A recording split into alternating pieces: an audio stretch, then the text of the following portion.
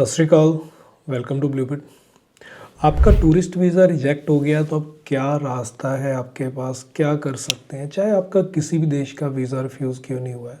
तो आज की वीडियो हम समझेंगे कि क्या किया जा सकता है यदि आपका टूरिस्ट वीज़ा किसी भी देश से रिफ्यूज़ हो गया तो। यदि आपने हमारा चैनल सब्सक्राइब नहीं किया तो सब्सक्राइब जरूर करके रखें। ऐसी और अपडेटेड इन्फॉर्मेटिव वीडियोज़ देखने के लिए हम इस चैनल पर ऐसी वीडियोज़ लेकर आते रहते हैं। काफ़ी जनों को ये गलतफहमी होती है कि यदि टूरिस्ट वीज़ा रिजेक्ट हो गया तो फिर उसके बाद कोई चांस नहीं है वीज़ा लग जाए। उनको लगता है कि एक बार वीज़ा रिफ्यूज़ तो मतलब अब कभी भी वीज़ा नहीं लगेगा। बट हम आपको ये बता दें कि ऐसा नहीं होता है कि यदि आपका वीज़ा एक बार रिफ्यूज़ हो जाए तो उसके बाद ना लगे। वीज़ा लग सकता है चाहे आपकी 4 रिफ्यूज़ल है, चाहे आपकी 5 रिफ्यूज़ल है किसी एक देश से ही, फिर भी आप उसी देश का वीज़ा ले सकते हो। बट एक चीज़ का ध्यान रखें सिर्फ, क्या कि आपका वीज़ा रिफ्यूज़ फेक डॉक्यूमेंट की वजह से नहीं हुआ होना चाहिए। ऐसा नहीं कि आपके फेक डॉक्यूमेंट लगे हैं उसकी वजह से वीज़ा रिफ्यूज़ हुआ है और आपको दोबारा वीज़ा मिल जाएगा, नहीं। क्योंकि फेक डॉक्यूमेंट का मतलब आपने उनको चीटिंग करने की कोशिश की है और ये एम्बेसी को बहुत बुरा लगता है। इससे आप पर ट्रस्ट जो है वो ख़राब हो जाता है और एम्बेसी इस चीज़ को लेके काफ़ी स्ट्रिक्ट होती है। बस आपको कुछ नहीं करना। आप क्या करें, आपका जो वीज़ा रिफ्यूज़ल लेटर आया उसको एक बार ध्यान से देख लें। कुछ ऐसे देश ज़रूर हैं जिनका रिफ्यूज़ल लेटर जो होता है वो सेम ही होता है, जैसे कि कनाडा का सेम आता है, शेंगन में सेम होता है, यूएस का सेम देते हैं, उसके बाद ऑस्ट्रेलिया भी थोड़ा बहुत रीज़न देता है, बट यूके काफ़ी ज़्यादा एक्सप्लेन करता है आपके रीज़न को लेके। यदि आपका वीज़ा रिसेंट में रिफ्यूज़ हुआ है, लाइक अभी कनाडा से है, तो यदि आपकी 179B लगी है तो 179B के अंदर 2 या 3 पॉइंट दिए होंगे।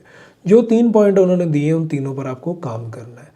यदि 2 पॉइंट दिए हैं तो दोनों पर आपको काम करना है। सेम इसी तरीके से आपका रिफ्यूज़ल यदि शेंगन से है तो शेंगन में आपने क्या करो कि यदि आपकी प्रोफाइल ओके थी, आप कॉन्सुलेट चेंज कर दो। मीन्स आपने स्विट्ज़रलैंड में अप्लाई किया था तो स्विट्ज़रलैंड को छोड़कर अब आप फ्रांस में अप्लाई कर दें, स्पेन में कर दें, उससे आपको रिज़ल्ट ज़्यादा बेटर देखने को मिल सकते हैं। और बट आपको अपनी प्रोफाइल जो है उसको थोड़ा इम्प्रूव जरूर करना पड़ेगा। आप अपनी प्रोफाइल को इम्प्रूव नहीं करोगे फिर थोड़ी दिक्कत रहेगी, फिर वीज़ा नहीं मिलता। तो ये एक ध्यान जरूर रखें, ऐसी गलती की वजह से भी वीज़ा जो है दोबारा नहीं लगते हैं। तो आपको हमेशा इन चीज़ों पर काम करना होगा, आपको हमेशा इन चीज़ों को जो है इम्प्रूव करके अपनी एप्लीकेशन लगानी होगी। तो इसलिए थोड़ा सा काम इन चीज़ों पे ज़रूर आप कर दें। अब जो नेक्स्ट चीज़ है वो ये है कि मैक्सिमम रिफ्यूज़ल के जो मेन रीज़न्स हैं वो हम आपको बताते हैं। ये आप चेक कर ले कि आपकी प्रोफाइल के अंदर तो नहीं है। पहली चीज़, आपने जब डॉक्यूमेंट लगाए थे कोई डॉक्यूमेंट छूट तो नहीं गए। जैसे कि आपने इनकम के प्रूफ लगाया, आप जॉब करते हो तो जॉब के डॉक्यूमेंट में क्या आपने एनओसी, बैंक स्टेटमेंट जिसमें सैलरी आ रही है, और आपने जॉब आईडी, या फिर एक आपने जॉब का कोई और डॉक्यूमेंट जैसे आपका एक्सेप्टेंस लेटर है, अप्रूवल लेटर है, कोई भी इस तरीके से आपका जो लेटर है वो आपने साथ में लगाया है या नहीं लगाया। यदि कुछ ऐसे डॉक्यूमेंट हैं जो नहीं भी लगाओगे चलेगा, बट सैलरी स्लिप और जिस अकाउंट में सैलरी आ रही है ये बड़ा ज़रूरी है। ये यदि आपने मिस कर दिया है तो ज़रूर लगा लें।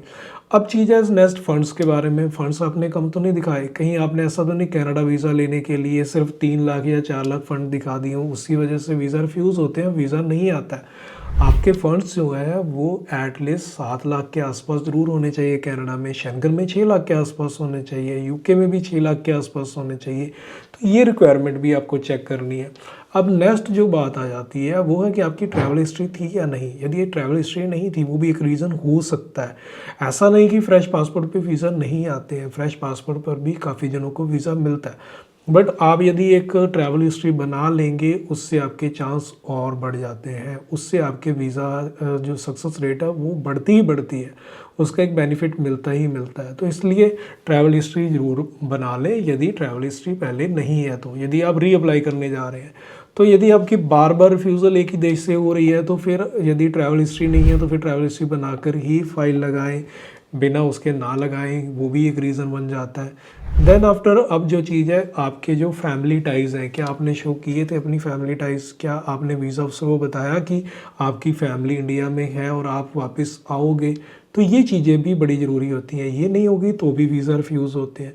तो इसलिए आपको इन चीज़ों का ध्यान रख के ही अपनी एप्लीकेशन करनी है। और यदि वीज़ा रिफ्यूज़ हो जाए घबराएं नहीं, बस अपनी प्रोफाइल पे थोड़ा काम करके रीअप्लाई कर दें और आपका वीज़ा निकल सकता है।